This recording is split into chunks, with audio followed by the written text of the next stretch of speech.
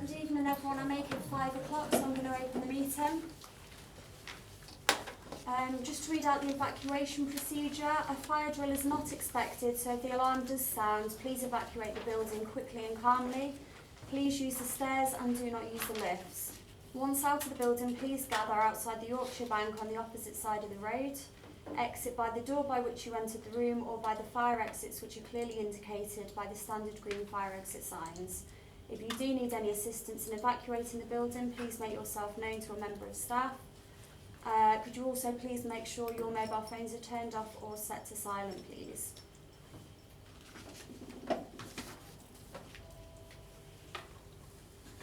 Moving on to apologies. I've had apologies from Councillor Walmsley and we've got Councillor Smith here as a substitute. Moving on to agenda item 3 minutes. Can I confirm the minutes are accurate and correct from the meeting on the 17th of October?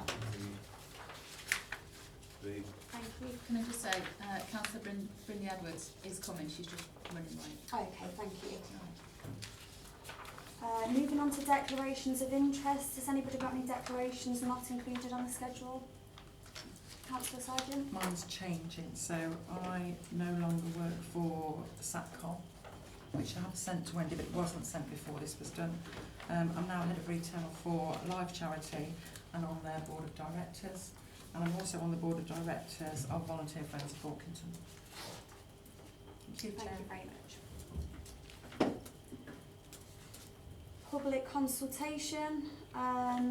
We have got Councillor Condacor wanting to speak on items 6, 7 and 9 and Mrs Condacor on items 6 and 8. Okay, so moving on to agenda item 6, we're going to be hearing a PowerPoint presentation by Stephen Coleman from the George Eliot Hospital. Stephen, over to you.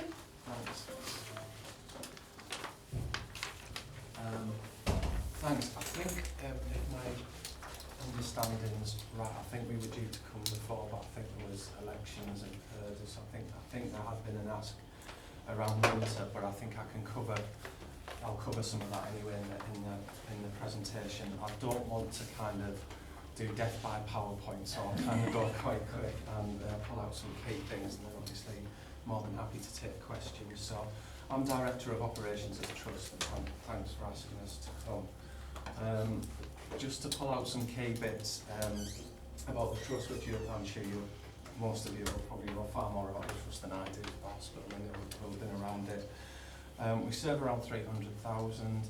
The vast majority are the population of Warwickshire North, but we do take roughly 30% patients from Leicestershire as well, and then we have those from North Coventry, and then there's smaller numbers that come into the hospital from other areas.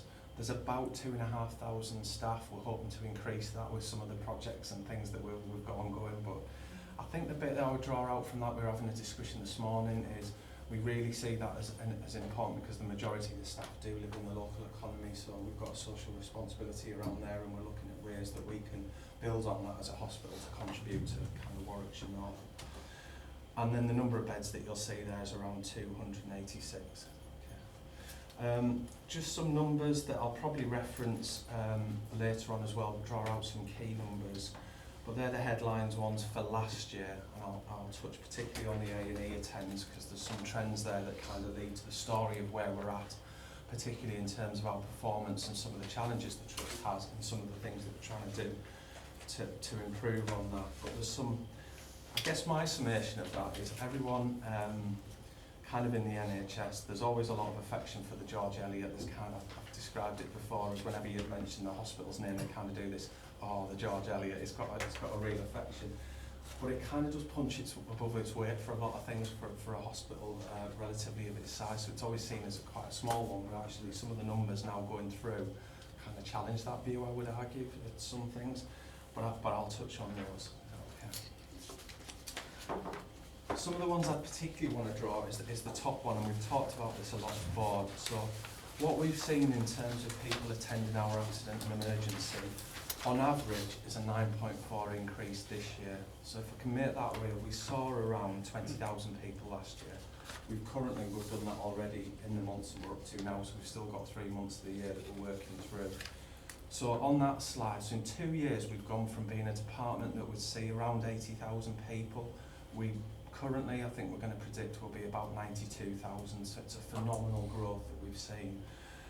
And really the impact of that is twofold. So one is the department is designed to cope with a certain amount of people, so the more that come through, that's a pressure on the department, and that's some of the work that I'll talk through what we're addressing. The other one is that the number of patients that we see, there's kind of 2 key areas. So one is around frail patients who are more likely to come into hospital. So that really has an impact on what we call frail. So the more patients we need to admit in an emergency, unplanned care, has an impact on what we can do in terms of what we would call planned care, so surgical procedures, things like that, where you book in and you work through that. Because we have to deal with that emergency demand, we have to compromise how we can deliver what we call our elective care. And we see that with long waits, and you'll probably experience that out of some of the feedback we get. So we know we've got to address that and right size that across the hospital. We're also seeing an increase in referrals for that as well, so our elective side, and particularly some of the specialties around gynecology and trauma and orthopaedics. So we're seeing a growth across most of our specialties and real growth around our urgent and emergency care. So we work with the system, and I think you'll have had previous presentations from things like CCG and other providers. Well, one of the key bits we've got to look at is how we can manage demand and patients attending ED. So you look at a lot of our patient groups that attend, we've seen a significant increase in children attending. Now we don't have wards on that, so that's an opportunity, I think, where we could provide something slightly different. What we tend to find with our activity as well is you can see the peaks and troughs, so although it's growing, it is, in some ways, we can tell in the day when the demand is going to hit. And what we tend to see is around a period from around 9:30 through till about 11 o'clock, and then it picks back up again. It kind of lulls slightly, and then it picks back up again, probably around 4:30, and it goes through the night, and they're the key time. So we've got an opportunity to do something quite different with that group, we think, and we'll touch on some of the plans that we've got around that. So what that presents, as I've described, is a challenge. So when you see our performance, that's a culmination of it, really. So when we talk around the 4-hour target, we're currently running around 78%. You'll have seen a lot of the media and that's a challenging target anyway for a lot of trusts at the minute. There is an awful lot of demand out there. We talk around winter planning. To be honest, it hasn't been winter planning because this demand has just continued. But to kind of crystallise it further, December 2018 to December this year, so taking the 2 months, we've seen a 15% increase. So it's 15% more people attending A&E this December than did last December. But that average of 9%, so the department has just continually been busy. And what we've seen is the patients that are coming in, they're kind of, we would call them more acute, they tend to be sicker, and we need to, they need to come in and they're staying with us longer, so we need to work through what that looks like. The net effect of that as well is, so not only do our elective waiting times become longer, which isn't good for patients, from an organisational point of view, that presents some of the financial challenges because we're not able to get our full rate of income because the way that works is we're doing a lot of emergency work, we're not doing the elective work, so financially we become challenged as well. And the financial position of the trust has been difficult for a number of years. We certainly know that we've got more control over it, and we're trying to get it to a position where with NHS and our regulator, that we may be able to get to a break-even position this year, which will be the first time I think the trust has done it in a number of years. So we're seeing some improvements on things. Key to all of that really is our workforce, and what we've got to do is attract permanent medical and nursing staff. Now, we've got a really successful track record at attracting nursing staff. The piece for us that we've got to do, the challenge there for us is the world has moved on. You've got specialist nursing roles, and we want to look to expand that workforce, recruit and bring them into the trust and retain them there. So we're doing a lot of work around that. And permanent medical staff. So one of the big areas that we're recruiting to really heavily is around our accident and emergency department. we think if we can get a sustainable workforce in it, actually it's a really attractive place to work. The offer is really good, and we're starting to see some of that come through, that we're starting to see people come to us. So that's like a big area of focus for us. We had a CQC visit in December. They visited a number of trusts, and they give what's called a warning notice, which is you need to take some action around this, and they check on that. The one that we got around accident, or the one we got for accident emergency, was predominantly around building up the workforce. So that wasn't a surprise to us. In fact, we told them, we know we've got an area of risk here, and this is what we're doing to mitigate it. So some of the work, how we're tackling some of this, and what we're doing. So we've done a lot of data crunching, as you would imagine, and a lot of demanding capacity work. One of the things we recognised the need to do is to put more beds on the site. So we're working at pace to increase our capacity. So what that should enable us to do is we can manage the unplanned demand better for the sheer patient numbers that are coming through. But a key bit of this for me is that we're able to do the elective work. So we've been discussing with our surgery colleagues around reconfiguring their bed base so that we can do particularly the gynecology and trauma orthopaedic work that I mentioned, plus the others. A really exciting part for the trust that we invested heavily in this year is what we call same-day emergency care. So we've recently opened a same-day emergency care unit on the hospital. We invested around £1 million capital to get that up and running, and similarly we've invested £1 million in staffing to do that. So this talks to that opportunity that I said, that not everybody needs to come in, and a lot of patients now, you don't need to come into hospital. We can treat you, but we don't treat you in the emergency department. We can treat you separately. You may be there for a couple of hours, 4 hours. You could even be there all day, but that intervention can take place and you can return home. And a key part of that is how we manage GP referrals. If your GP wants you to come in, you don't need to go through the emergency department. But the really important one for me is frailty. So we've done a lot of test of change where we've tried things, and what we saw was a lot of frail patients, particularly those from care homes. If we don't treat them in ED, we've got a specialist looking after them, and they've got all day to do it. The likelihood is they can get you back home. We saw some quite dramatic improvements in length of stay and things like that. The patient feedback was absolutely phenomenal on that, so people don't want to be in hospital, so their feedback was that was really good. The care homes like it, because obviously that's their patient that returned there. And we also saw some real improvements where people had packages of care. There wasn't a disruption to that, so we weren't stopping and starting things because we were able to do that quite quickly. So that's been that's come online this week, and that's a real important thing for us. So the next one is our workforce. So I've mentioned that. So we are looking at a range of options. So recruitment can be difficult. Some specialties obviously a challenge nationally. ED is one of them. So we're working with various recruitment specialists that will provide us staff on a. We want to move away from kind of what you see as short-term, what we call locum use, where somebody might do the odd shift with us. We want to move away to kind of more longer-term agreements, but ultimately to recruit. And we know that if we get the department, we start to do that, we look more attractive anyway to people who come in because they can see a stable workforce and a stable leadership team. So that's the kind of workforce. Our priority has been around our medicine directorates and around our emergency department. Yeah. And I guess finally, really to pull out some of the work we are engaged with as a system. So one of the things we've done is we've had a look at our strategy really, and one of the key things is to be an exceptionally good DGH. We want to make that model really work, but we see ourselves centrally in Warwickshire North in the health system, and how can we enable and make things happen there. So we work really close with partners and other providers, and you've probably heard around things like the integrated care agenda, where providers, rather than being competition, will work with each other. And we want to move away from really for the patient, and not really that interested in whose name's on the front of the badge. They're more interested that their wiring's hidden and that they just work through I quite often use the analogy, it's a bit like your bank. You don't necessarily go to your bank to draw your money out. You're not really bothered how they do it, you just want the money and all the wiring's hidden. That's exactly what we've got to do with health and social care. So we've got a variety of ways that we try and do that. I'll stop there. It was just like 2 of the job, didn't it? Thank you very much.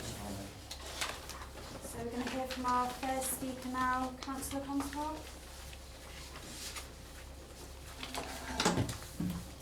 Thank you very much, Chair. I go to a few of the hospital board meetings and have a massive interest in what goes on at our most important NHS site. One thing that keeps coming across is the stress on your site due to the lack of primary care and the frail and aged population. So it's really good you've got the extra capacity in this ambulatory unit.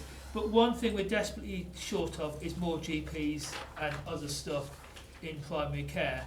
And I have already suggested to the George Eliot that it actually tries to help with this problem, not just on the George Eliot site, but actually around the borough, and probably actually even into Hinckley and places, because the more we can actually take stuff local, we haven't got people then 4 hours in your site. And I'm desperately trying to get a GP practice built, and the bureaucracy of the NHS is actually meaning that all the pressure is landing at your door. So I don't know if there's any progress on stuff off-site or interfacing with the wider NHS. And also you had these wonderful plans for your estate strategy, which have been torpedoed by continuous changing of funding. So I don't know if you've got anything to say about when we're going to get back to having a estate strategy. It looked really good having a health and wellbeing campus. You do a lot of education on your site already. And the way forward is to actually look wider than just a hospital. Yeah. So there's quite a bit in there, I'll try and keep it. So I think the last slide that I had, and I think you'll have heard at Trust Board, we are desperately keen, and we do work really closely with our partners. GPs are one, so the integrated care work that we're doing, GPs are front and centre of that. In Warwickshire North it's called Place, so Warwickshire North is a place.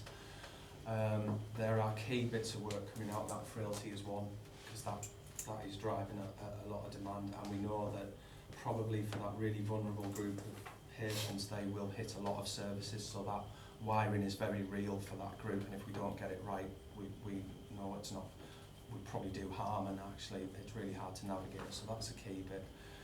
I think in terms of estate strategy, the first priority has been to get the beds expanded. Within the coming year we do need to look at refreshing our estate strategy, built on the work that we are doing with partners, because there's one of the conversations we're having is what work actually needs to happen on the George Eliot site and what can happen off-site.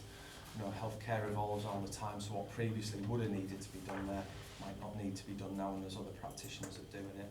I think the key bit on what you're saying is, and I've seen this in other areas I've worked, is everybody has to come on that, we all have to go on that journey together. What we can't do is just simply change what we do and cause a pressure further somewhere else that, okay, we don't see it, but patients will be experiencing that, GPs, primary care, that kind of thing. So I'm keen that we kind of join it up, but we do need to have a look at our estates strategy.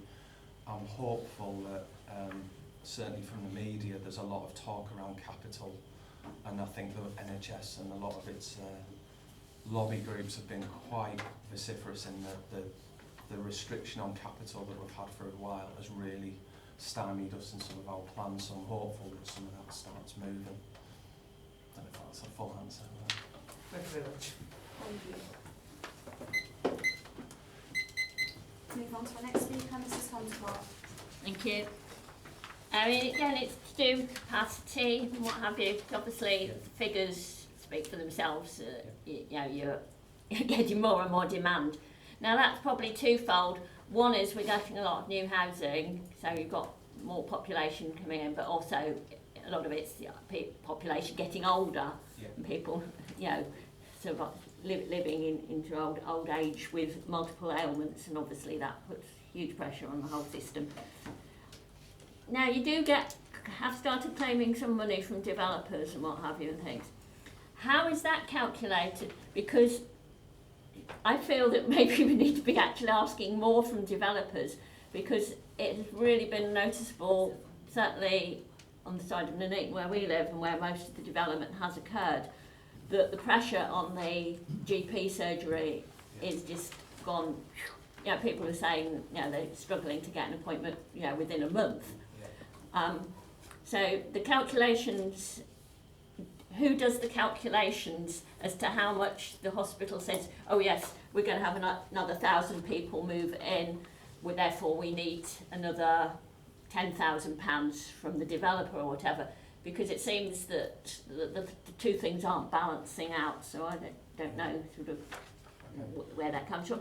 And also sort of just generally, I mean, you know, you probably see me at some of the board meetings and things, so I sort of know what is going on there and things, but from the point of view of public, the council here, county council and things, where should we, you know, where should I be putting pressure on? Is it sort of pushing the MP? Where can we get the most result?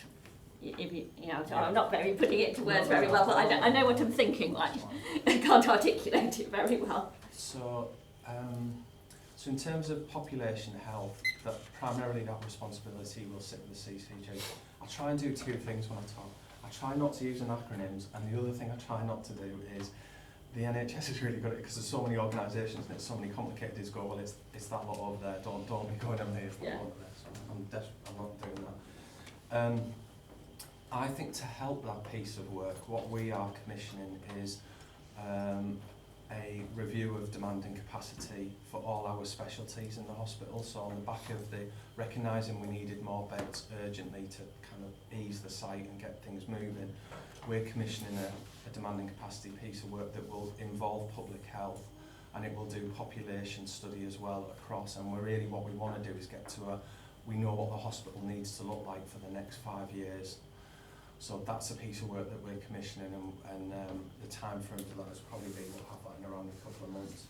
We work really closely with the CCG, so we've got joint appointments, we've got joint boards for programmes of work, so we're feeding it into that as well. So what we're able to do is take stock and say, this is what George Eliot needs to look like for the next 5 years to be. So hopefully you'll start to see more of that numbers come out with. And then I guess it'll be, we can, either through the CCG or ourselves, be more than happy to keep coming back with that work and describe to you so you can understand where we're trying to get to, and then also where you might need to, if you think you need to put a bit of pressure or levy or whatever, you can decide where to do that. Thank you. Did any members have any points of clarification for Mrs. Contecourt? Okay, any member? Ms. Cluggies? Thank you, Chair. It's really good to hear about the ambulatory care unit. I'm speaking from experience. My mother was in hospital last year for a week needing IV antibiotics. Yeah. Had this been around at that point in time, I could have taken her in every day and it would have been a lot better. Yeah. So I think, well done to you for getting that sorted. But is there a possibility at any point in time in the future of having surgeries where things like IV antibiotics could be done without the need for going into George Eliot? So IV antibiotics is a big area that we need to sort for next year, and so we're working that up to deliver it in the community. So there are a lot of other areas. So I came from one in Worcestershire where I partnered in the community trust, and we delivered it in the community. So you probably start your IV but antibiotics in hospital, but then very quickly can be moved out. So that is something, and that in terms of the demand on the hospital, that's a significant demand that currently people are in hospital that could be at home. Yeah. So that's definitely, we're trying to move that through for this year. That'd be good. Thank you. Councillor Hancox. Yeah, thanks, Chair. I'm interested to know if you know why there's been this 15% increase, and my thinking is, we haven't had a winter as such this year when we normally have the slips and the breaks and things like that. So I'm just wondering why we've got that 15% increase, and perhaps it would have been double that if it had to slip some things. Yeah, no, I think that's what we've been kind of thinking. So I think demand across the NHS we've definitely seen grow, so you'll have seen that from the national media, and you can see from when trusts are reporting performance. There's a lot of anecdote around it, and some of the thing we're trying to do is unpick that really, so we are trying to do some work with patient groups and patients to understand why it is that they've gone there. There is something that there is a real affinity with the hospital, and it's always open, so the anecdote is I couldn't get into my GP. I'm not so sure that's, I think there is GP slots, but I think people are coming to us. So things like the ambulatory care, or the other thing we've done is we've worked closely with the out-of-hours providers, so we've put them on our site next to our emergency department, so patients who come in, we can what we call stream them to there and say actually if a GP is appropriate for you, so you can go and see somebody. So within our figures there's a lot of that, and that's something that we're watching, but if we're keen to understand from the patients what it is that brought them to George Eliot, particularly those that have more, I don't dismiss them, but what we would call more minor conditions. So it's not a seasonal increase, No. it's just an increase. It's just an increase. Councillor Beaumont. Thank you, Chair. I go back a long way with the health service. I've been on the board of the George Eliot for 8 years in the past, and the pressure has always been there that they can't attract enough money with the activities they do to pay their way. Yeah. And the last figure I heard was 18 million a year shortage. I don't know if it's significantly different now. I suspect it's a bit worse, if anything. Yeah, so it's still Yeah. around that figure. But the contradiction within the narrative you present here, and I think there's a message underlying it which you are presenting, is that A&E doesn't pay. It hasn't got a tariff that's worth doing in effect. The last time I had a discussion with anyone about it, I understood that A&E only pays about 30% of the true tariff. Is that figure about right? It's about right, yeah. Yeah. So there's an imbalance in the tariffs, which means that the more A&E you get, the less other activities you're able to do which have a better tariff, Yeah. and the more stress it's produced through the hospital. In other words, it's not a going concern, and everything you seem to be doing is an attempt to try and strike a balance somewhere that starts to relieve the pressure on you at A&E, and never quite happens. Yeah. And again, I suspect that the fact that I'm part of an growing older population means that there are new pressures created each year that I survive that extra year. And a lot of people around me are becoming seriously ill, going in and out of hospital. It starts at A&E but becomes a long-term stay. All those pressures are being fed into you without any response by way of income that you can generate through that very poor A&E tariff. Has anyone ever sat down and tried to cure that by rebalancing the finances that hospitals receive through the tariff to the extent that you can look these problems in the face and take more actions which are more meaningful given the financial pressures you have? So the good news on that is, so as a system, so particularly with our CCG, so we've moved away from Warwickshire North from a tariff-based payment. So just to explain, so tariff is for every patient that you treat, you attract a figure. You'll understand that, I'm sure. So effectively, the incentive is to treat more patients, and like you say, probably more on the elective side. So like trauma and orthopaedics, gynecology that I mentioned. And if you can't do that, you do start to get into financial difficulties. So that's how your problem builds up. But what we've done this year, so that this financial year, and the reason that we might be able to move towards a kind of position where we might be able to move the deficit substantially, is we've moved to what we call a block contract. So what we do is we get a chunk of money guaranteed by Warwickshire North.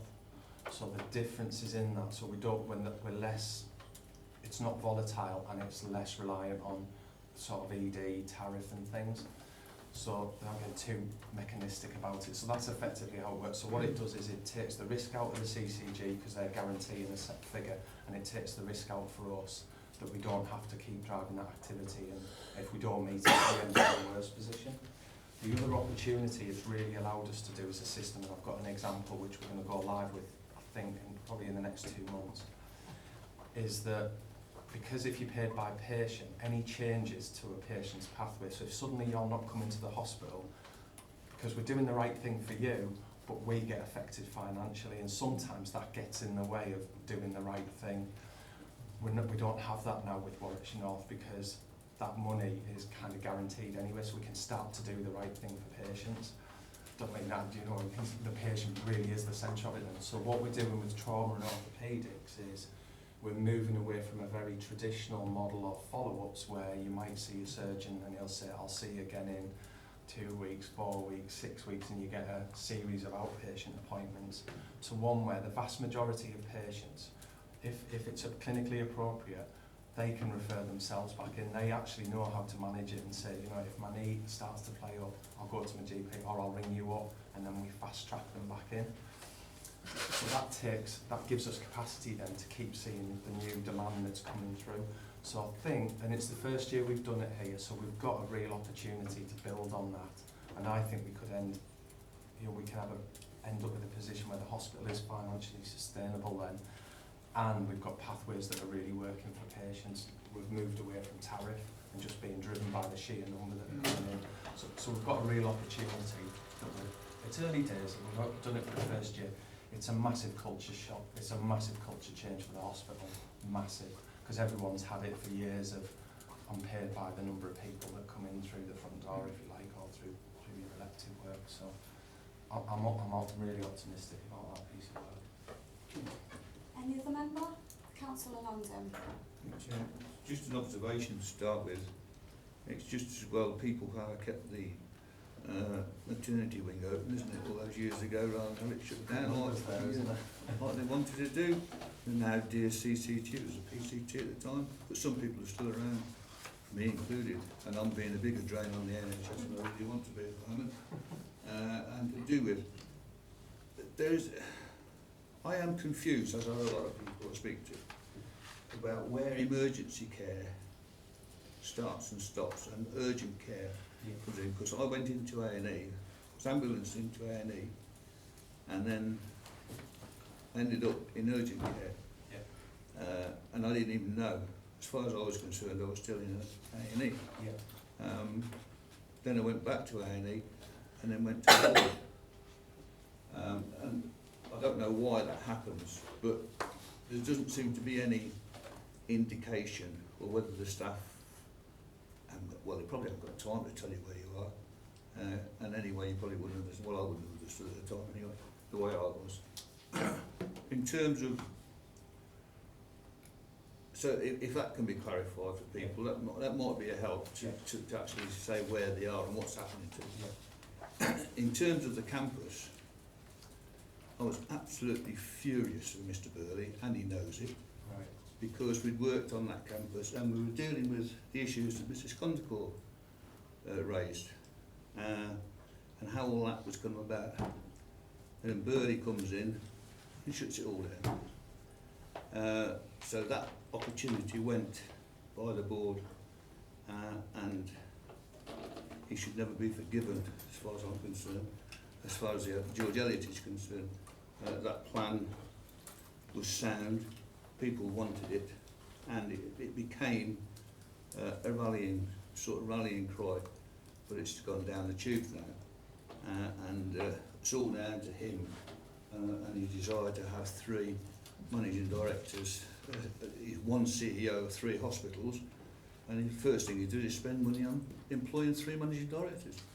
Didn't make sense to me. Didn't make sense then, and it doesn't make sense now. And he couldn't explain it when I challenged him anyway. So I don't want to meet him up a dark entry anyway. I couldn't do anything except hit him with my stick maybe. The ambulatory care, I think, came in about 2015. I was certainly treated in 2015 in there, and it's very innovative and a leader in those days. It was one of the first, I think, in the country, if not the first in the country, and other people follow suit. And it's been a godsend, I think, both to people and to the hospital. And I'm glad you're keeping it on. I would like to see it grow, actually. There's only 13 spaces. I think demand would probably be for more than that. 13. It's just a matter of how many you can get through in a week, I suppose, and how many staff. But I always used to go down and get them some fruit and stuff and take it back up. But that is a major plus, which I don't think anybody outside of the hospital, and maybe this place, actually know about. And it should be sung, the praises of that should be sung wider than what they are. And I think it's something that needs to be raised to a level that people above know about. If they're actually interested, I'll have my doubts if they'll be interested, but at least somebody knows, because that is a plus. I don't know what CQC thinks about it. They'll probably have something to say, negative, as usual. But the issues around the whole thing are very good. The only other thing that comes to mind, I went in before weekend before Christmas with pneumonia, which I think I've got back. And just about every ward has a patient, one or two patients with mental problems, mental health problems, and it's terrible. They usually start kicking off at night. They were trying to escape, going through doors, and the staff were run ragged, and they had to sit with them, and they couldn't be doing with other people. I don't know if that's a policy, or whether UHCW can't cope like they should be, and they're leaving them in our hospital, but they should never be there, and they should never be on a ward where they are causing such problems, particularly through the night. Out of 60 hours, I got 6 hours sleep, and everybody in that ward was getting stressed and fretful. In fact, one bloke threatened to put pillars over the other bloke's head if he didn't shut up. It was really, really bad, and that goes on, and it shouldn't be going on. It should not be happening, and I don't know what the answer to that is, or why it's happening, and what you're going to do about it. But maybe I should come to a board meeting and mention that. I was going to put it in writing, but this was coming up, so I thought you can have it instead. There's a few bits there, if you don't mind. So obviously I'd respectfully disagree about Glenn, and I certainly wouldn't want you to be. Don't upset him. But in terms of so certainly so I've been there since February, and the discussions around the campus, the big issue that we've had is access to capital. That has been severely constrained. So the capital schemes, and then the change that was introduced as well was most of the capital that you can access nationally had to be done through kind of the ST, so the Coventry and Warwickshire footprint. So that's all that added another layer to it. So I think we do need to refresh the estate strategy, whether that's the campus or we kind of are cognizant of it. If capital becomes available, we really want to develop the site. We might not call it the campus plan that I've seen, but we definitely want to develop the site. And that's a mixture of our buildings and our estate needs updating, and we need to think of a way of doing that, but also having partners on the estate, so it's a vibrant place that delivers it. So we've never lost that ambition. It's more the ability to do it.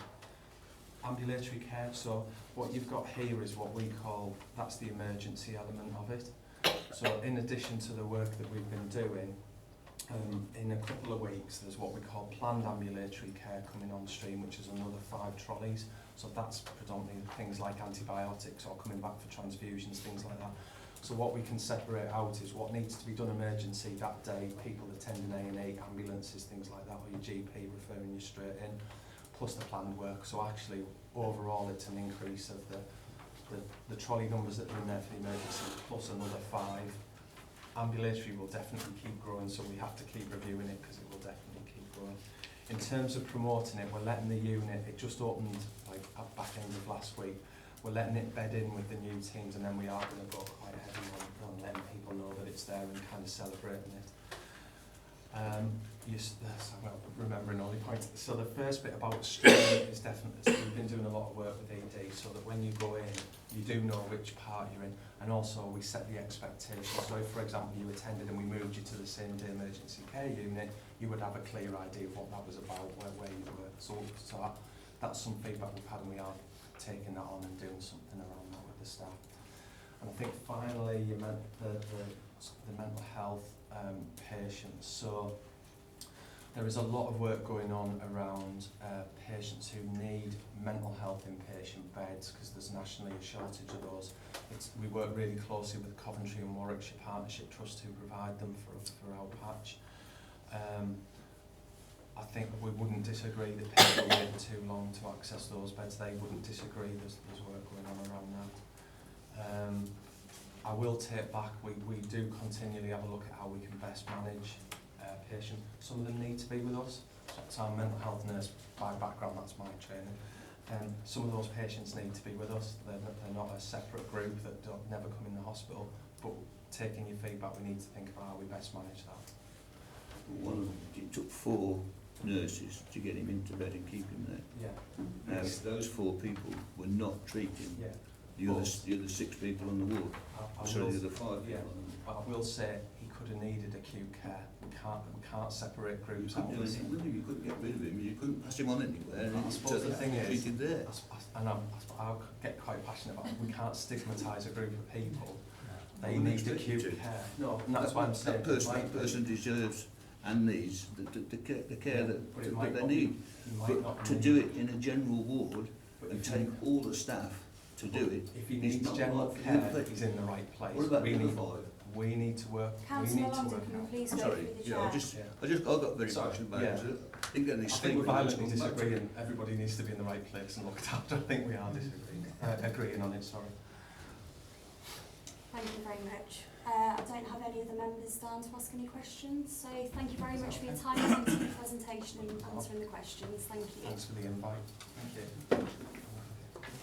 So moving on to agenda item 7, Pride in Camp Hill update report presented by Chris Eden.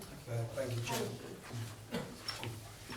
The committee will be aware of the Pride in Camp Hill regeneration programme. It's been a long-term priority for Nuneaton, Bedworth Council and Warwickshire County Council. The report provides a summary of the overall scheme as we originally set out, and also provides, more importantly, a progress report on where we are on the final phase. The majority of the scheme is now complete, and the programme is moving into its final physical phase. Rather than going through the report in great detail, I just wanted to highlight where we are on that. On the land assembly programme, we have 14 properties remaining to purchase and 56 properties remaining to demolish. Current timescales that we are working to show that the acquisition programme will be complete by, or aim to be complete by June 2020 this year. Borough Mercia are the scheme's development partner, and they now have detailed planning permission in place for the final phase, and they will be given access to the site once we've completed the land assembly and acquisition programme. Barretts are currently on site. They're on the sub-phase 5, or Saxon Meadows, or people locally will know it as the Woodford Park phase. That's due for completion again June this year. So we're trying to ensure that we maintain that continuity for Barrett as they go from phase 5 to the final phase 6. In conclusion, really, there is no doubt that the Camp Hill area has gone through physically transformational change. Once all the properties, each one of the properties sold, are subject to an estate management regime, and that stewardship programme, or that estate management programme, is overseen by the Pride in Camp Hill board, and that puts residents, a third or 5 residents sit on the as directors for the Pride in Camp Hill board, so they oversee the scheme as well as the 2 local authorities who are going forward. So I know it's a very short summary, but after 20 years we are now going into the final phase, but I'm happy to take any questions you have on that. Thank you. So we have one speaker on this item, Councillor Contecourt. Thank you very much, Chair. I always take a big interest in Camp Hill. I travel through there every now and then on my way back from Hartsell Hayes or the Ridge Lane Brewery, and occasionally sort of cross the area. And it's incredible the change that's happened in the part that's been regenerated. But there's obviously about 250 still to go. And previous reports, when I was on this committee, actually said how many have been done in the last 12 months, which I think this report doesn't do. Yeah. But obviously looking ahead, 250 looks like about sort of 3, 4, 5 years, depending if it's one housing stream or 2. But yeah, we are near the end. But we need to get the last phases right. And one thing that's happened is we're not doing affordable housing so much in the last phase, which is very regrettable. I think that's partly down to market forces. But we really should have an element of affordable housing on there. And we haven't got the sustainable transport right. Right at the beginning, 20 years ago, we had a master plan, and particularly phase 4 of Camp Hill was supposed to have industrial and housing, and all the cycle routes were supposed to go through the industrial bit and the housing bit of phase 4 and across the canals, so you didn't have to cycle up and down Tuttle Hill. And anyone who does cycle, cycling down Tuttle Hill is wonderful, but cycling up Tuttle Hill is an absolute disaster. And this sustainability that we designed in actually 20 years ago is starting to get lost in various places. So it's important that we keep an eye on that. And also on the climate change emergency, we keep an eye on the later phases aren't built to 20-year-old environmental standards. I don't see solar panels in Camp Hill. And there's a lot of things that really need to be in the last phases, particularly if they're opting out of affordable housing and all these other things. They need to actually make a contribution. And finally, people have been talking about GP surgeries quite a lot, and I've been looking at all the stats and moaning about the lack of GP surgery for all the housing growth in Wellington. And Camp Hill has exactly the same problem. The population has changed over very quickly. There's a lot of younger families on there with children, which obviously put a lot of demand on, and the existing population is getting older. And there doesn't seem to be much going on in this Pride in Camp Hill to actually sort out the medical requirements. Thank you, Chair. Thank you. A couple of queries on that. Keith, we've spoken a number of times here, is also aware that the overall master plan for the scheme was implemented over a 20-year period. And over that 20-year period, I think everybody would agree that it's transferred. It's gone through some quite significant economic changes globally as well as locally, which has amended some of the quality standards. When we started the scheme, the original quality standard that was adhered to was 25% affordable housing. And that was the principle of that was to break up the dominance of social housing that Camp Hill had at the time. The reason why we don't have as much or very little affordable housing on the final phase is because during the recession from 2007 onwards, we actually brought forward some of the affordable housing. So rather than pepper potting it across the estate, we had to cluster it up in the earlier phases with the balances, trying to maintain that 25% overall.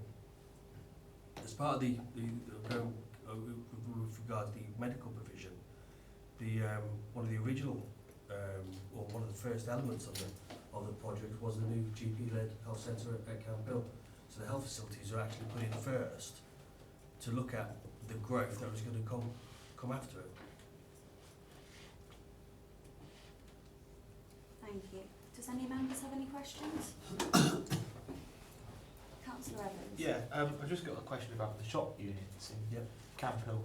Who owns the lease on that, or was it bought by the private sector? Originally, the overall freehold is owned by Nuneaton Bedworth Council. Right. There was a commercial partner called Monks Camargue who built out the units. Yeah. Each long-term lease was sold to the individual units, but the head lease is under the responsibility of the Borough Council. Right. If I may, Chair, because obviously one of the whole reasons of Pride in Camp Hill is to sort of reduce the socio-economic problems that area has faced over many years. So,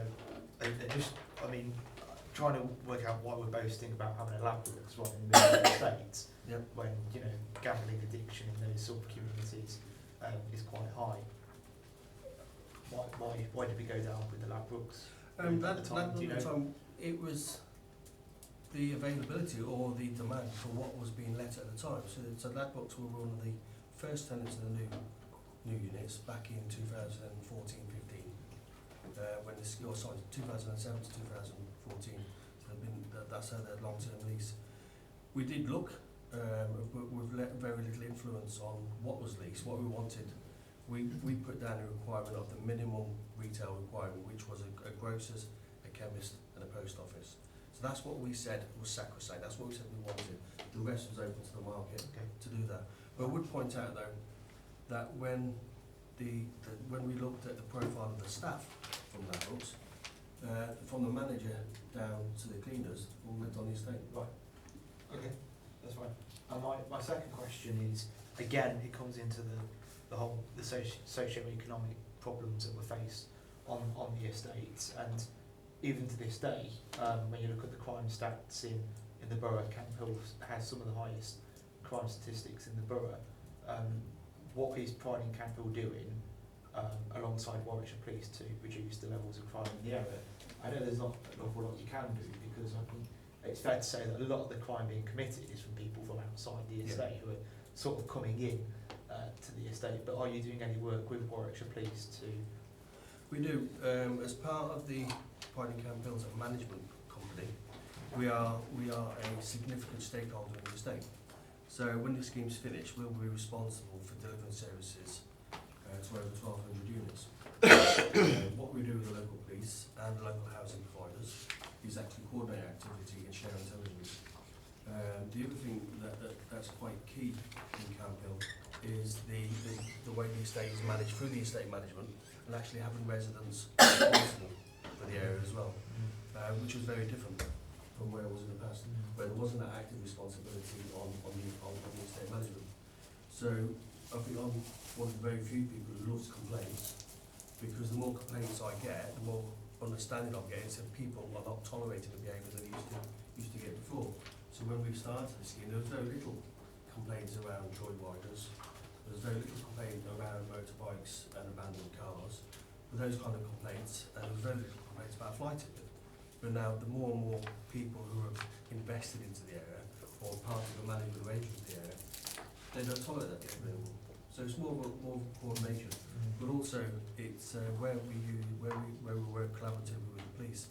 If we're aware, for example, that a particular tenant is causing problems, and we don't feel the housing association is managing that, then we have the authority to or the capacity now to step in to do that. And that's led to a number of evictions where we've got a very, very small minority of people causing an awful lot of problems. Councillor Brown. Thank you, Chair. Read the report with interest in its potted history of the programme.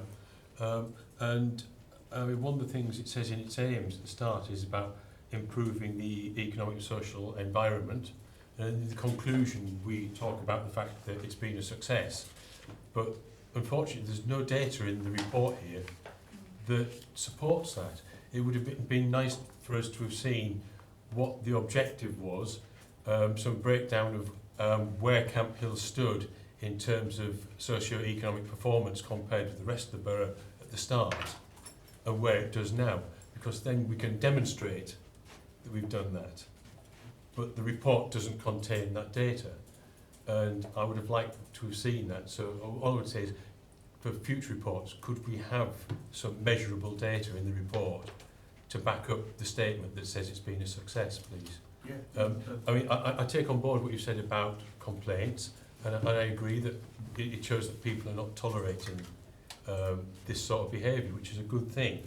But again, it would be nice to have that recorded, what the complaints are, what we're doing about them, and you know, are the areas that we're tackling the behaviour, are we being successful there? Because otherwise, we're not sure that we're putting money into things that are going to drive the results we want to achieve. So I would just come back and say, I welcome the report, but it would be nice to have some actual data to show that we're getting the best bang for our buck that we can get in this programme, please. Yeah, I'm more than happy to take that. Thank you. Thank you. Councillor Bowlby. Yeah, I mean, I was just going to pretty much say what Damon's just said. There's no measurables. There's nothing in here that I can look at and actually quantify anything that's being said. But one of the things that is said in there is, on the background, by the 1990s, Camp Hill had become one of the most deprived areas in the country. Well, it still is. It's still in the top 10% most deprived areas in the country. So we were talking about in 1990, we've had a massive regeneration project, and it's still one of the top 10% most deprived areas in the country. How has that happened? I don't understand how that is achieved. It just looks like you've been running to stand still in Camp Hill.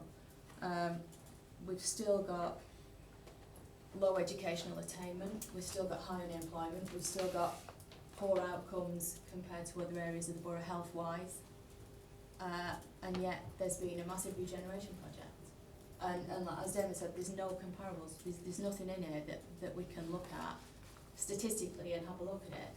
Previous years we've had stats and we've had figures and we've had finance as well. We've not got, the last 2 years we've not had any finances in, but I remember from the not last year because I asked for it and it didn't arrive, but the year before, the amount of finance and not actual finance, but a combination of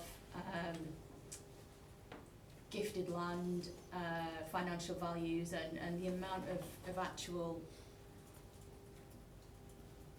figures and finances that have been put into the area. I mean, it was something like 265 million at that point, and I've got that in a report at home.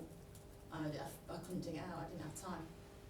For that investment, level of investment or financial equivalent, and we are still looking at one of the most deprived areas in the country. And we really do need to figure out why, because people don't deserve that. And the taxpayers of the borough also don't deserve that outcome either. So I'd like to do a bit of a deep dive exercise if we can at any point to find out what's gone on. Yeah, I think we 2 years ago the County Council for their own ONS did something similar, and to went through that, and they concluded, as some of the members have done tonight, that physically the area has been transformed, it's gone through transformational change, but there's still a lot to do on the social economic. And the reason for that, if you look at the overall demographics for Camp Hill as a ward, there's still over 1/3 of properties under social housing ownership. Over the lifetime of the project, and this is more anecdotal because the overall stats, but what the overall stats don't tell you is that the demand for social housing has changed so significantly over the last 20 years, is that you have to be in more need now than you've ever had done before. Whereas 20 years ago, the 700 housing stock that the Borough Council has, the majority of those were employed through the local industries. That's changed. So the rule of thumb is now, where you have a concentration of social housing, you have a concentration of social problems. And if you improve the social conditions of those people that are living there now, they move on, and the people with more need come in. And that has been the global picture of why physically access to services were no longer in the top 10%. Open environment were no longer in the top 10%. Housing and health provision were no longer in the top 10%. Educational attainment and employment we are, because you still have this 1/3 over 1,000 tenants living in that area who are in social need. And that's You know, you can't tease that out from the stats, because the stats don't tell you that the tenants you had 20 years ago are no longer there. So some of the figures that we could produce, and I'm more than happy to produce the comparative figures, but it did, and you know, working on the scheme for 20 years, thinking, £250 million we're in this top 10%, why is that? Well, those who could have left, and those who couldn't are there, so you're in more need. And Camphill, like other parts of the borough, I would argue, we did some research, we did some comparison with Abbey Green, where you got concentration of social housing, and we concluded that we did it with national statistics as well. So 70% of all people in social housing outside of London have low income or no income, and around 40% of those have children about to leave school, because all social housing tend to operate at capacity. So that's the kind of social problems or social measurements or matrix that we're looking at underneath the scheme. So if somebody wants to conclude why are we still in the top 10%, it's not because the intervention has been wrong, it's because the demand has changed and the demographics have changed. So coming back to a point you made then, if we've got the employment is the bedrock, so did we look at putting more employment land up there as part of the borough plan process? Was there a feed into that to say that this would help us, please give us more land up here? Because I know the Judd King's Quarry thing was put in and was rejected, wasn't it, for employment land? At the time, And that would have been suitable for lots of people who are of greater need, who are less likely to have their own transport, who could walk or cycle to work, rather than having to go across town to, say, Bermuda, where there is a concentration of employment land, but it is difficult for people over that side of town to get to if they have no transport. So was there a broader thinking, because we haven't ended up with an employment site to fulfil the need in Camphill, but we have in other areas of the borough. So I'm not sure how we could change that moving forward. I mean, yeah, it's a combination. So Midland Quarry was the employment site as part of the scheme. So the original intention was to get around 35,000 square foot business, and we increased that. I think we increased it to 56,000 square foot with Arley International coming on board, and Arley International is a national employer, but they employ local people. So if you speak to the MD there, he would say 50, 60, 70% of his staff would actually walk or cycle to work because they're actually local, because it's manual labour as well, it's low skilled labour. So for him, it was an ideal location for him to improve. When we started the scheme as well, there was no, ASDA started doing their different shifts and 24 hours service in town, but there was no bus service on a Sunday. So they excluded people from Campbell actually getting a job there. So initially we started the CHAP programme, which is Campbell Accessible Transport, and that was their mainstream. So now we have a Sunday bus service into town. I think there will always be more need for employment land and more need for accessible transport. So I know, not going through meticulous statistics on it, but the majority of people who were living on Campbell when we started the scheme were low educational attainment and low skills. They were attracted first to the mine, then they were attracted to places like Persia, and then they were attracted to the distribution hubs around us. So the employment for that, the nearest employment for the distribution hubs is along the A5 and in North Warwickshire, where we know we've got a majority or quite sizable employment. But in conclusion, there's always going to be for more employment. But it has to be that mixed economy. Not what we know, for example, as part of the new demographics, we work with Myra, promoting new housing. Barrett's work with Myra directly. So we know we have a number of Myra employees that actually bought and invested into the estate, but that's part of the new demographics rather than the old ones. But it goes to that same thing. If somebody improves their life experiences or the quality of life, then there's no need for them to be in social housing, so they'll move out. So you'll always get that turnaround where people, the demand of social housing and the way social housing is managed has changed quite significantly. So the tenancies are not longer, the longevity of them are not there as they were before.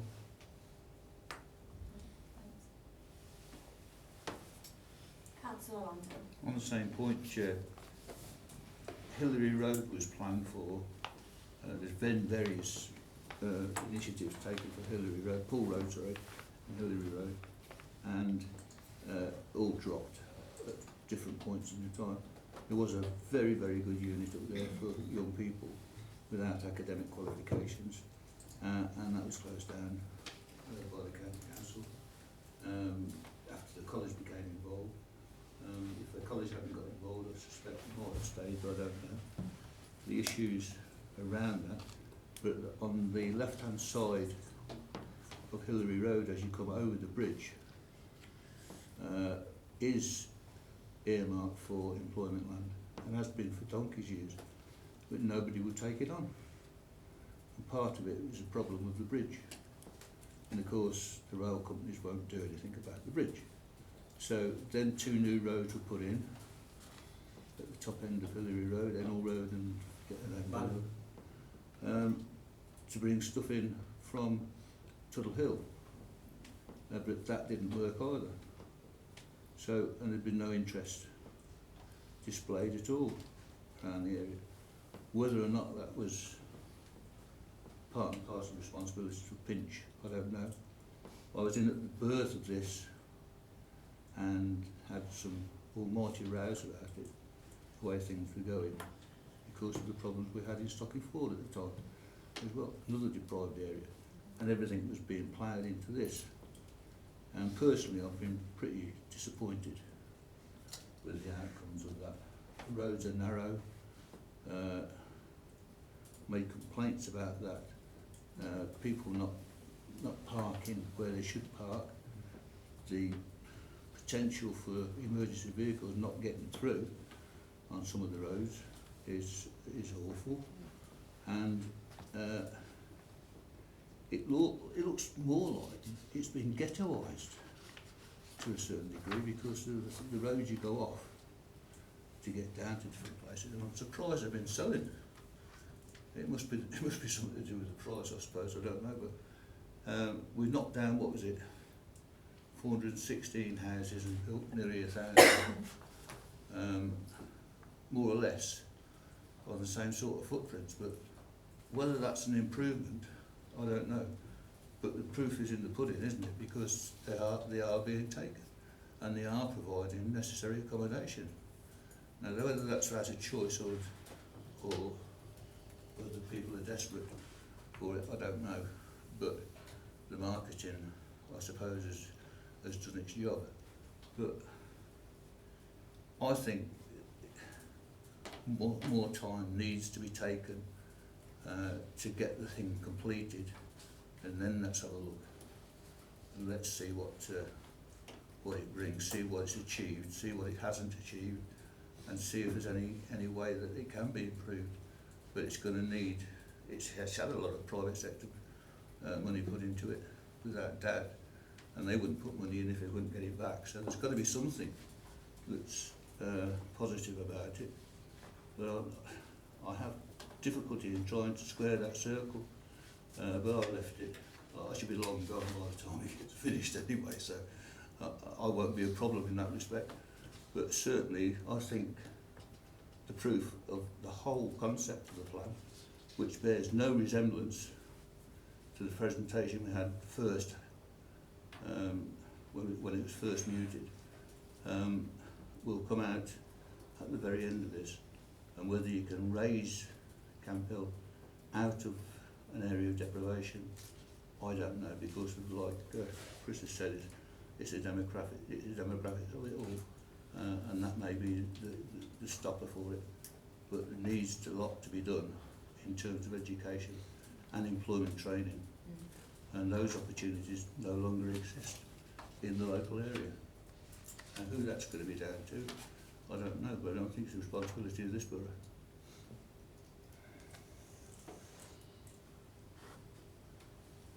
Thank you. Can I just add, just for something for you to take away, I agree with you on the parking. I was up there the other day and I could barely get my car through, but it's really difficult to try and see the street signs. That's something that you might want to just kind of make it a bit more friendly if you know where you are, but I couldn't see any of the street signs. because the parking was terrible and it wasn't really conducive to driving and looking at street furniture at the same time. It's just a little thing. No, I think when the scheme was designed, it was designed with more courtyard parking to avoid that. Residents don't use courtyard parking. So the on-street parking was designed in the latter phases, and it was more of a mixed economy between parking on the street and parking in the courtyards. And we've tried different initiatives to get people to park in the courtyards, but they like to park them outside their front door. Yep. But I'll take those points on. Thank you very much, Chris. Thanks for your Thank you. report. Thank you. So moving on to item 8, addressing teen conception in Nuneaton, Bedworth, presented by Jane. Thank you.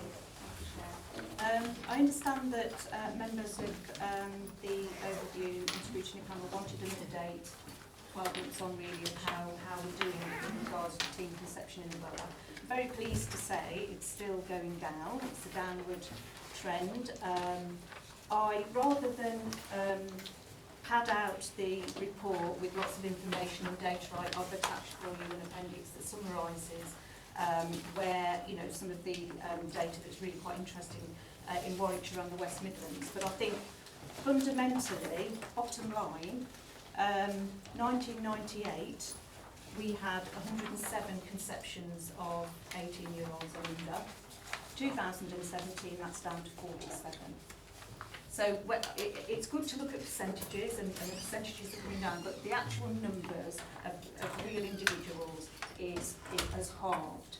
Now, I was just working it out myself, and it's like 20 years, which scared me a bit, because I thought 1998, I was thinking it was 10 years ago, but actually it isn't, is it? It's 20 years. But it's taken that length of time, and it is something that the graph at the back very clearly illustrates, but certainly the work that the group that is mentioned in the report, the ATC group, are constantly monitoring the statistics. They have also informed me that that figure, the latest figure for 2017, is still reducing, but we only get the figures nationally published 18 months behind. Yeah. But locally, we know that those figures are going down. Largely, I mean, the Hatter Space, the health story is amazing. They, you know, that young people do seem to like to go there rather than to their GP or rather than to the gum clinic at the hospital. In addition, they've opened, Hatter Space are also opening a clinic now at the Bedworth Health Centre, because there was a lack of somewhere for Bedworth young people to go. But you know, all I can say really is that it's looking good. Things are improving. The trends are going down and down. I couldn't actually. I did ask if the lady that leads on sexual health, the commissioner at the county council, could come along to have a talk if you've got any questions, any specific questions. But unfortunately, she's on sick leave at the moment. But if there are any questions, I can't answer them, I can certainly get a question back.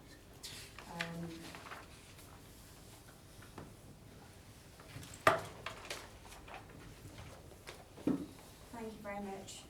Michelle Constable?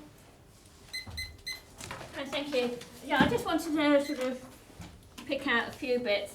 I mean, the report is good in that it shows that obviously that the rates, you know, are dropping steadily and, you know, have been for a number of years now, you know, with the occasional blip. But there was nothing really in here which I would have liked to have seen, just a little bit more about what is actually being done and what has led to this, because the Nuneaton and Bedworth still seems to be quite high compared to other areas in Warwickshire, and it would be nice to know sort of what is being done in other boroughs. I mean, do they have the equivalent of the health store and things? Are they having the same education packages? I mean, I'm not involved in education, so I don't know sort of how it's taught in schools. Are they having the same packages everywhere in Warwickshire? You know, what is actually being provided and things. And the one thing that did alarm me quite a lot is actually out the conceptions, how many abortions are happening. That I find really quite concerning. In 2017 in the West Midlands, 23.3% of all conceptions lead to an abortion. And particularly the under 16s. I mean, I know that we're only talking small numbers, but 73.9% of conceptions lead to an abortion. Abortion should be absolutely lost. I mean, I work with people who have had abortion and what have you, and that is one thing I really noticed when we moved up from London 20 years ago. People I would work with and what have you in London, when they fell pregnant, they go straight to be abortion, and patients telling me, or had termination and what have you and things. And that one thing I really noticed when I started working in Bedworth was that the girls that did fall pregnant and things, they would all keep their babies. I don't know what the difference is and sort of thing, but it's things like that that just don't come out in these reports. So you probably can't answer all that, but is it all right for me to Yeah. answer that? I do know that you're talking at percentages, so yes, you're right, the actual numbers, 73% sounds a huge amount. Having worked with the team of people that work on sexual health generally, you're quite right, abortion is always very carefully considered. Counselling is put in place, but sometimes you're talking about the odd occasion that it's been a 14-year-old or a 15-year-old, and actually that is the choice and the best option. I think it's a personal decision, isn't it? Really, it's something that we shouldn't fall into making judgments about. But the team of people that work with people, young people who become pregnant in an unplanned way, have to have as much information, support, advice, options as is possible, and they're certainly not persuaded, coerced, or any of that. It does have to be a fully informed decision. But I think the issue of abortion is a very sensitive and personal thing, isn't it? It's not something I think we can comment on really. Well, it's just that my first experience of knowing anyone who had an abortion was when Jo was just absolutely in floods of tears, and I sort of, eventually managed to coax out of her what the issue was and think, oh, it would have been the day my baby would have been born. And that made me, I was only sort of mid-20s myself, and that was a real wake-up call, and I did an awful lot of research and looking after that and things. I think the after effects of abortion are really sort of dismissed and things, so that's why, seeing these figures would make me very concerned.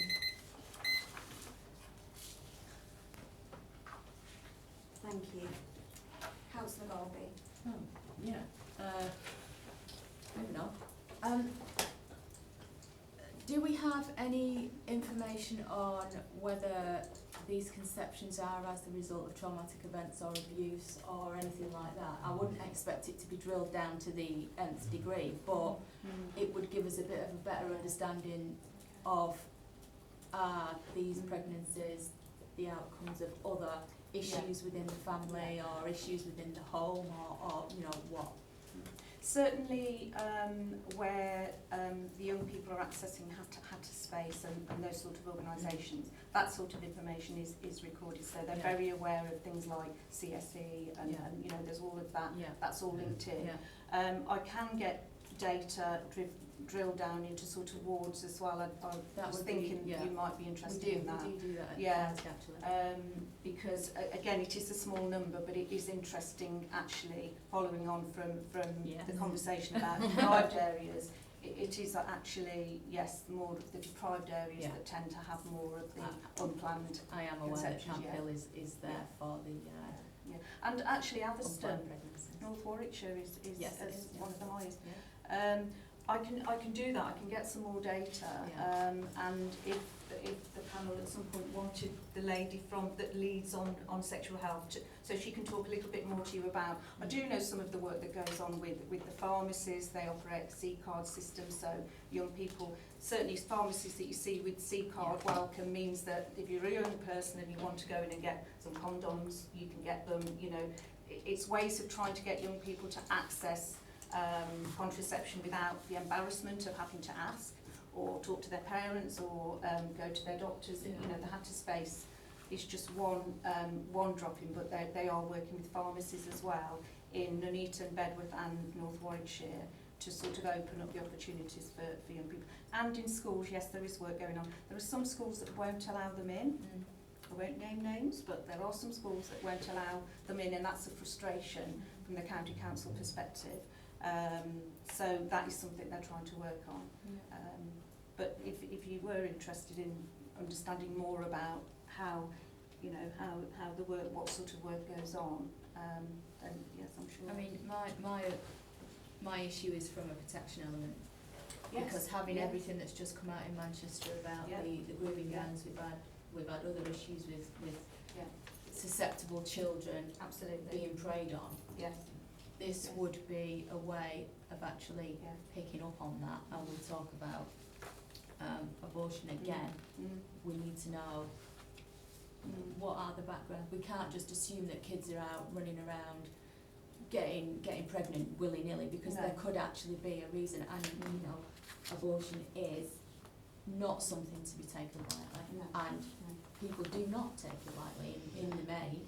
And I think again that would lead on to opening up areas of conversation as to, are we failing some of our children? Are things going missing? Are they going under the radar? And I'd just like to be Yeah, a bit more. certain that it's not. Yeah. Okay. Yeah, I can go away and do some. Thanks. Councillor Sargent. We have asked for figures before on the opposite scale and they've never come forth. We asked for figures for pregnancies that I was a young mum. Right. Okay. I kept all my children. Yeah. And several of us have spoken before about that we are the young child of a young mum. But that wasn't broken down. We did ask for it, and it never came. It wasn't with you, it was the lady with the blonde. Yeah, I can only apologise. I took over like the health side. So I think here, where we're talking at different scales, we just see one number, and what we need is to understand why that's happening with that number, why that's happening with that number, and actually we may have young mums who actually go on to make great mums. Absolutely, yeah. And you know, to poo-poo it in a thing, well, isn't it great, it's all going down, to me is quite disrespectful to young mums who actually quite cope. So I think we need to look at the correct figures, because all we're looking at is one bunch, and we need to break it up. And if it is actually that there's two mums that keep the children and the rest of them are abused or something's going wrong in different areas, then we as a council need to work on that. But we can't say what's here, and we've already asked for it. Okay. Yes, I wasn't aware. Sorry, that wasn't. If a date could be made, so that's brought back, because really we're just talking. We can't talk about stuff because we haven't got the correct stuff broken down. And this is specifically about unplanned. Because it's so different. It's so different. It's so different in the figures that we're looking at to how we're all going to react. Right. Okay. So I think if it's detailed more, then we'll have more of a say on it. So if that can be rearranged, Chair, that'd be great. Okay. Thank you. That's not a problem. Councillor Longton. Madam Chair, I have to say that these probably are not all the figures. These are only the people that present usually, and people who are actually referred from hospitals or doctors or whatever. So the count can be quite skewed sometimes, as we discovered for Leamington, where abortion was the ultimate contraception at one time. And myself and Margaret Bell from North Warwickshire had a blazing row at the Health and Wellbeing Board about it. And that's when probably it all kicked off. And it came at a time when there was plans to shut the health store. And we got on board with that and sorted it eventually. So it's not just Warwickshire County Council it was myself and Margaret Bell, and officers from this council, that drove that and kept that health store where it is, and then widened it out to pharmacies and other things and schools. And I didn't realise there was still a problem with the schools. There was a problem then. I thought that was going to be resolved, but obviously it's not. And that's partly because teachers don't see themselves as sex education providers. So, but they actually declined experts going in as well. So it's a mystery to me why they would do that unless the schools can't fit it in around the curriculum for some peculiar reason. But the whole is not what you see on the pages here. There are other issues outside of this which are difficult to get your head round and are difficult to actually put into the system whereby you can have the whole picture, and that's part and parcel of what you're saying, and you may not even get the whole picture, even though you think you might have it, but probably wouldn't have it all, and that's a great difficulty, and it's a difficulty that we found going through this. And I better mention, bless us cotton socks, but Rachel Jackson, who used to work for this authority, did some tremendous work. She actually set up the committee and ran it and kept it going and kept the whole thing on key and target. And it's a shame she's gone to work for them over there, but there we go. That's what life is. But the whole thing is very difficult because of the sensitivities around it. But usually, young people do make those choices themselves, and that's the example that you get from the health store. They are the ones that will access that. It takes a lot of nerve sometimes for some of them to go in because they don't know what to expect. They don't know if they're going to be lectured or what. And once they get there and realise what it's like, they're very happy then to open up. Very happy. And it could be problems, like you say, it could be problems with the mum, could be problems with the dad, could be problems with the boyfriend, could be problems for anything. And they then recommend to their friends if it happens to them. And that's the way the whole system is going. And they help each other. But it is very much young people oriented, and quite rightly so. And there's nobody down that health centre down the health store that will lecture them on anything to do with that. They're there to help. And your suggestion about I forgot her name. It's Etty, but it actually interests... No, the other one, the one from down the health store. Oh. Dale. She'll talk your head off. Dale. She's very passionate. But if she could come here and explain what they're doing, she could do it far better than me. And Etty might not be the right, well, she's the gaffer, obviously, but the level you want, really, for a better understanding, from the way we work locally in conjunction with North Warwickshire, because part of the deal for the funding, North Warwickshire demanded their centres as well, but they've got a little unit up there, and they've got the outreach as well, so it's a combined thing. The young people's department at Warwickshire County Council actually tried to walk away from it and not even put £4 grand in at one time. The whole thing was a bit fraud, but at the end of the day, get Gail down, because I think that's your best bet. I don't know if I've got any numbers, Wendy, for contact, if you want contact, but it should be on the list. Yeah. If that's what the committee want, then I would highly recommend it. Like I say, she'll talk your head off because she's very passionate, but she will give you the chapter and the rest. If I do that in conjunction with getting the whole picture with, how many young more,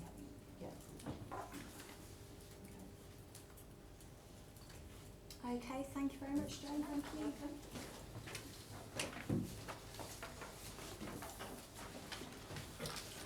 Okay, agenda item 9, forward plan, is attached on page 28 for information. Just to confirm, Councillor Conticore, you wish to speak on this item? My mistake is actually number 10 I want to speak on the work programme. My mistake.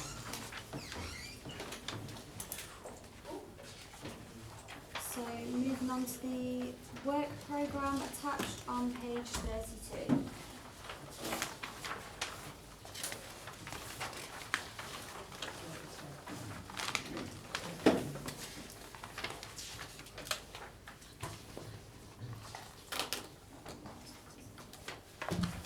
Actually, I just want to pick up one thing on the work programme. I've been on about it for a while, which was this primary care. And you've got Jenny Northcott down, which was put down a year ago, date added July 2019, and she's not coming till July 2020. But we've got a massive problem in the borough with the primary care end not being increased in capacity. We've had GP practices being closed down in Bedworth because they're too small and not being replaced.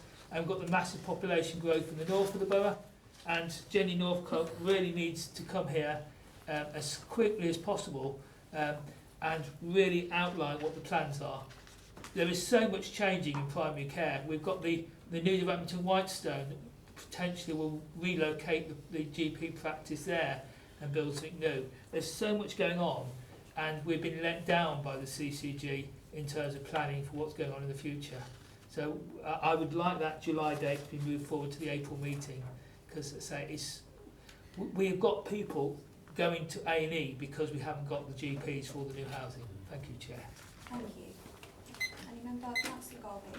Can I just say that when we agreed that date, it was because Jenny did actually attend and gave us a very thorough account of what was going to happen, and it was going to take a reasonable length of time to actually implement the things that she was talking about. So it may actually just be an exercise in futility if we get her here any sooner than what we agreed with her at that time. Yeah. I mean, and that meeting is available on YouTube to watch, and it was very, she talked for an hour and 40 minutes. It was very in depth, and she covered all sorts of things. So there is a lot going on, and we can't get her in. I don't think we could reasonably get her in, because we actually agreed at that point that this is when we would have her in, because of the amount of work that was going on in the background that needed to be completed before she could provide any reasonable report back to us. Councillor Longton? I'm not disputing that, but she didn't do what she said she was going to do anyway, which is why I had the minutes amended to include what she did say about coming back with the information about individual GPs. But for 9 months, I think 9 months should be more than enough, because of the pace of change now that's happening around the borough. And I don't think, and Jenny's, she's pretty competent, Jenny, and I don't see why she couldn't come with Andrea Green on the same meeting and get it done and dusted. Andrea's not at the CCG anymore. Sorry, who's to go? Adrian, someone or other. But anyway, whoever it is could come at the same time. Unless Andrea Green's is she still in the area? Is she still doing the stroke and stuff? No, she's gone to Stockport. Oh, right.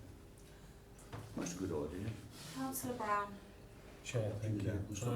I would just like to reiterate what Councillor Golby said there. We've asked somebody to come back with a report in 12 months with a specific task. It's a bit like asking somebody to design a car, giving them 12 months to do it, and then call them in 9 months' time. The front might be perfect, but all the questions could be about the back, which they haven't started yet. Why not let the person deal with the report they're asked to produce in the time we've asked them to produce it in, and then we can hold them accountable for the report that we asked them to produce, not for some perception that we might have arrived at in the meantime. I think we'd be jumping the gun. Well, I'm not going to get anywhere with it. Even if you went to the vote, so I'll just will carry on. Leave it as it is. Okay, any I other member? I think we're missing an opportunity though, Chair, because things are moving quickly and things need to change, especially with primary care. Okay, I'm not aware of any of the business. So say thank you all for your time. Thanks for your contributions. Can I just say, this is very late, but I did miss the opportunity to present the apology from Councillor Hocking for having to leave. It was a family matter, she had to go straight away. Okay, thank you. That was my job as well. So I told her, Yeah. it was a daughter apparently taken in. Yeah.